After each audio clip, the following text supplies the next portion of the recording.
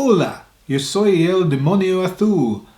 Well, no, not really. Sadly, I'm not the Blue Demon at all, or even an evil clone of him. I'm author and publisher Mark David Welsh, and this week on Cult Cinema Review, I'd like to introduce you to my new best friend, the Mexican masked wrestler and monster filmography by Robert Michael Bobb Cotter, which was published in 2005.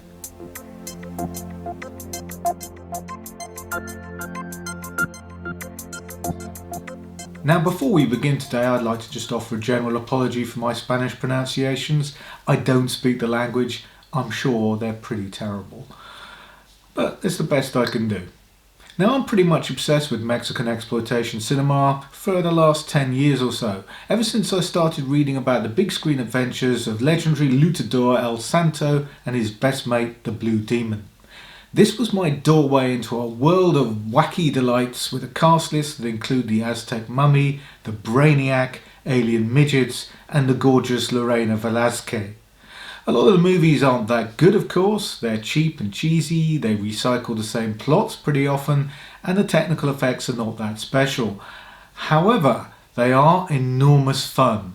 A bizarre cocktail of movie serials, goofy aliens, the universal monsters, hot women in bikinis, and of course, wrestling. And they exhibit a wonderful anything goes sensibility, which is very special indeed. Over the years, I've managed to track down a decent number of examples, particularly vampire movies and El Santo epics, and feature them on the Cult Cinema blog. However, there have been always two major obstacles in my way. First, these movies aren't easy to find, especially with English subtitles, and many of those I have managed to track down have been subbed unofficially by fans. The other major difficulty has been having a significant reference work or a list of films. Now that's changed thanks to the Mexican masked wrestler and monster filmography. Author Bobb Cotter definitely knows his Mexican mummies, werewolves, monsters and aliens. He also knows wrestling, mentioning that he actually met and interviewed the man of 1,000 masks, Mil Mascaras, who may not be as well known as El Santo and the Blue Demon to us, but is regarded as one of the big three wrestlers in Mexico. He had a movie career of his own, as well as co-starring with El Santo and Blue Demon in a couple of their adventures. So Cotter has the inside track on this stuff, and the amount of information he provides here means I'll definitely be freshening up some of the blog posts I've already written on these films. For example, I had no idea of the massive importance to the genre of ex-wrestler Fernando Osis. Sure, I'd seen his name in cast lists and on the writing credits of many of the films, but I had no idea that he'd starred in a series of movies that predated the whole phenomenon, playing a masked superhero called La Sombra Vengadora. Yes, the character wasn't actually a wrestler in the films and he didn't fight monsters, but the series was very successful and helped lay the foundations of the entire genre. Cotter provides a much needed guide through this bizarre world, and a guide is needed because it can easily become very confusing. Wrestling films weren't restricted to the big three by any means. There were a whole stable of masked luchadors tackling vamps, mad scientists and lycanthropes on film. Some were established wrestlers, others were new characters that became real-life wrestlers afterwards. Sometimes the character on the film wasn't played by the guy who fought in the same mask in the square circle, and he might be playing another masked wrestler in the movies anyway. Sometimes they even played each other. It's a bit of a tangled web to be sure, but Cotter covers all these lesser known characters extensively. And there's also a section on the lovely luchadoras, those wonderful wrestling women who battled an Aztec mummy, not the Aztec mummy, but also took on the bestest cardboard box robot in the history of film. Now these films starred Lorena Velasquez, who also made her mark in Ship of Monsters, and without doubt the greatest science fiction horror comedy musical western ever made.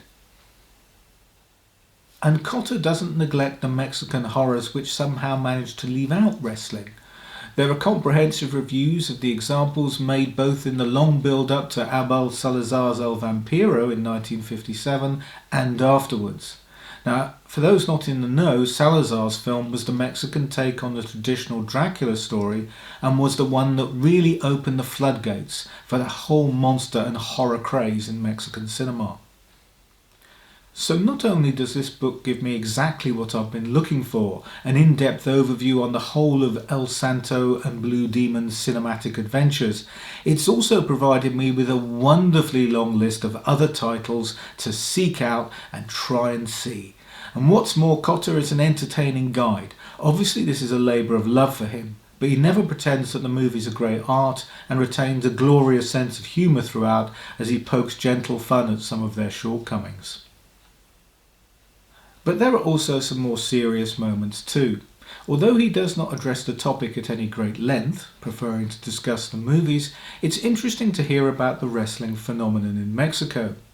How the luchadors are their equivalent of rock stars, and how once a recognised practitioner of the art, for all intents and purposes, becomes the character that he plays, never removing his mask in public.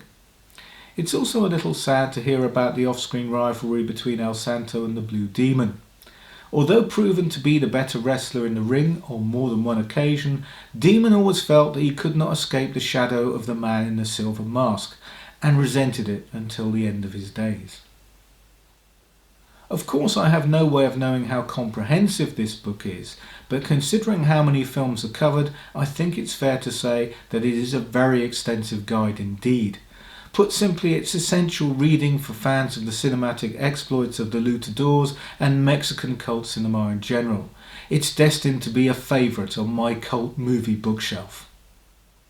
Well, that's it for this week's edition of Cult Cinema Review. Please don't forget to leave a like or share and subscribe if you've enjoyed the video, and feel free to join me in the comments below.